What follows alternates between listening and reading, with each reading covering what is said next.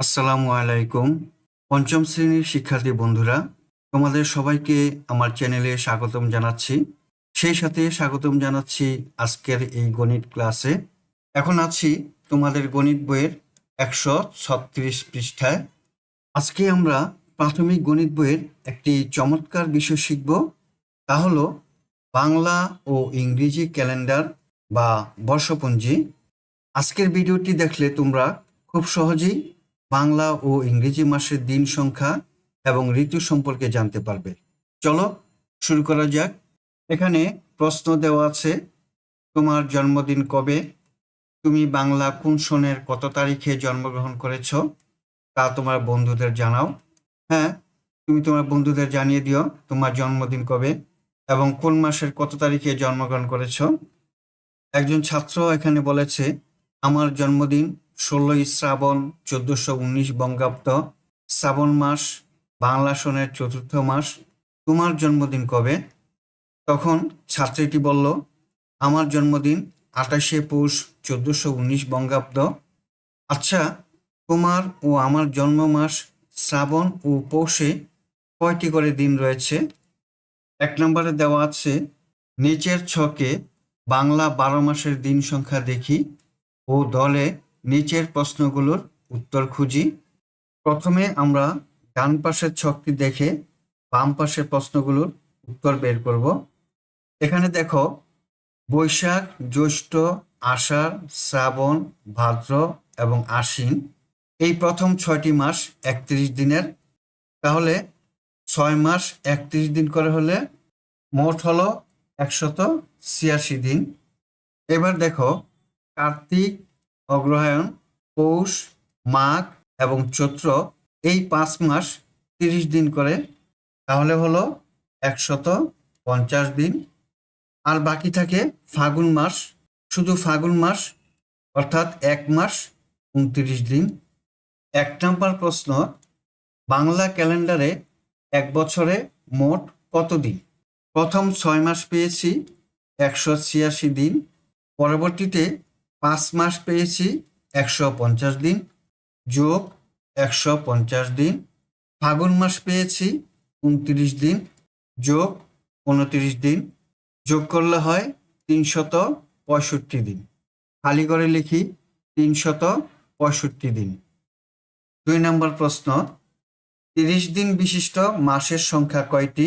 30 দিন বিশিষ্ট মাস পেয়েছি কার্তিক, অগ্রহায়ণ, পৌষ, মাঘ এবং চৈত্র।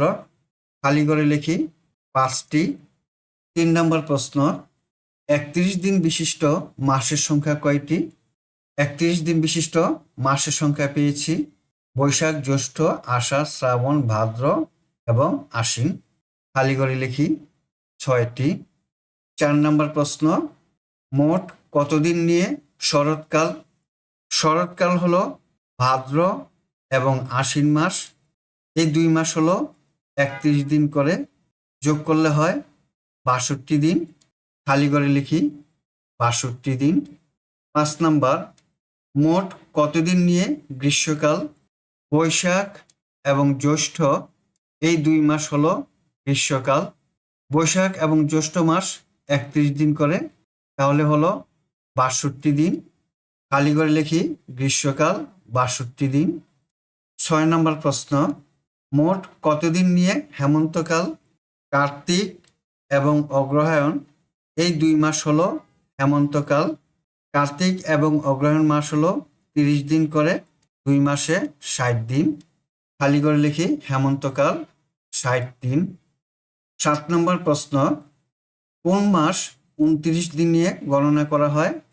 আমরা জেনেছি ফাগুন মাস 29 দিন। খালি করে লিখি ফাগুন মাস। 1 নম্বর প্রশ্নের উত্তর সমাধান করলাম। এখানে বলা আছে যে খ্রিস্টাব্দে অধিবর্ষ হবে সেই বাংলা বছরে ফাগুন মাস 30 দিন গণনা করতে হবে। আমরা এতক্ষণ 136 পৃষ্ঠায় বাংলা ক্যালেন্ডার নিয়ে আলোচনা করলাম এবং শিখলাম। এখন 137 পৃষ্ঠায় ইংরেজি ক্যালেন্ডার নিয়ে বিস্তারিত আলোচনা করব এবং শিখব। 2 নম্বর প্রশ্ন, নিচের ছকে ইংরেজি 12 মাসের দিন সংখ্যা দেখি এবং প্রশ্নগুলোর উত্তর খুঁজি। এবার আমরা ইংরেজি 12 মাসের দিন সংখ্যার ছকটি দেখে প্রশ্নগুলোর উত্তর সমাধান করব। 1 নম্বর প্রশ্ন, ইংরেজি ক্যালেন্ডারে এক বছরে মোট কত দিন? এখানে মাসের নাম দেওয়া আছে এবং দিন সংখ্যা দেওয়া আছে।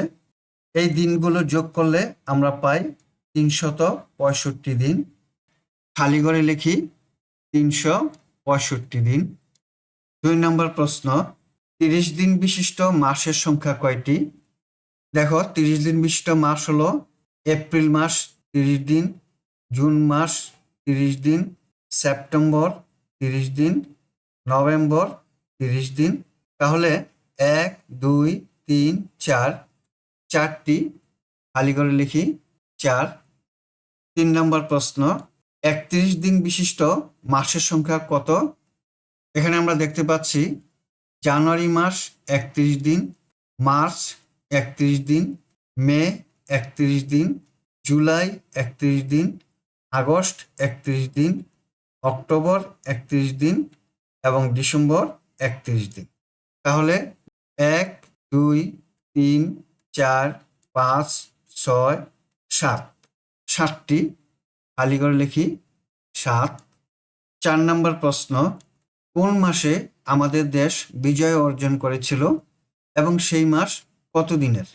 আমাদের মহান বিজয় দিবস 16ই ডিসেম্বর, আর ছক অনুযায়ী ডিসেম্বর মাসটি 31 দিনের। খালি করে লিখি ডিসেম্বর মাস। দিন হলো 31 দিন, তাই খালি করে লিখলাম 31 দিন।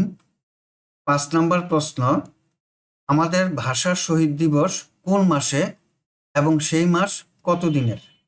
21শে ফেব্রুয়ারি আমাদের ভাষা শহীদ দিবস। আমরা লিখি ফেব্রুয়ারি মাস। বছরে ফেব্রুয়ারি মাস 28 দিনের হয়, খালি করে লিখলাম 28 দিন। এখানে বলা আছে যে ইংরেজি বছর অধিবর্ষ হবে সে বছরে ফেব্রুয়ারি মাস 29 দিনে গণনা করতে হবে। 3 নম্বর প্রশ্ন, তামিমের জন্মদিন 28শে মে। তামিমের জন্মদিনের 8 দিন পরে তাসলিমার জন্মদিন হলে তাসলিমার জন্মদিন কত তারিখে? চলো এটির সমাধানে রাফি ও তুলির কৌশলগুলো আলাদাভাবে দেখি। রাফির ধারণা, তামিমের জন্মদিনের 3 দিন পরে মে মাস শেষ হয়ে যাবে এবং জুন মাস শুরু হবে। যেহেতু 8 বিয়োগ 3 সমান 5, সেহেতু তাসলিমার জন্মদিন 5ই জুন। তামিমের জন্মদিন হলো 28শে মে। মে মাস হয় 31 দিনে। এখানে দেখো মে মাস 31 দিন। তামিমের জন্মদিনের 8 দিন পরে তাসলিমার জন্মদিন, তাহলে 1, 2, 3 জুন মাসের 1, 2, 3, 4, 5, 5 যোগ 3 সমান 8 দিন। সেই হিসাবে তাসলিমার জন্মদিন হলো 5ই জুন। এখন তুলির ধারণা দেখব। তুলি 28 দিনের সাথে 8 দিন যোগ করলো, তাহলে হলো 36 দিন। যেহেতু মে মাসে 31 দিন রয়েছে, সেহেতু তাসলিমার জন্মদিন হবে 36 থেকে 31 বিয়োগ দেওয়া হবে, তাহলে হবে 5ই জুন। মে মাসের 28 তারিখ তামিমের জন্মদিন। 28-এর সাথে 8 যোগ করলে হয় 36 দিন। 28-এ পরে 29, 30, 31, 32, 33, 34, 35, 36। এখানে হলো 36তম দিন। এই 36তম দিন হলো জুন মাসের 5 তারিখে। অতএব তাসলিমার জন্মদিন হলো 5ই জুন। বন্ধুরা, আশা করি আজকের ক্লাসের পর বাংলা ও ইংরেজি ক্যালেন্ডারের হিসাব তোমাদের কাছে একদম সহজ হয়ে গেছে। এখানে রাফি আর তুলির কোন পদ্ধতিটি তোমাদের বেশি ভালো লেগেছে তা কমেন্ট করে জানাও। ভিডিওটি ভালো লাগলে অবশ্যই একটি লাইক দাও এবং বন্ধুদের সাথে শেয়ার করো। আর হ্যাঁ, আমার চ্যানেলটি সাবস্ক্রাইব করতে ভুলো না কিন্তু। দেখা হবে পরবর্তী ভিডিওতে। আল্লাহ হাফেজ। আসসালামু আলাইকুম ওয়া রাহমাতুল্লাহ।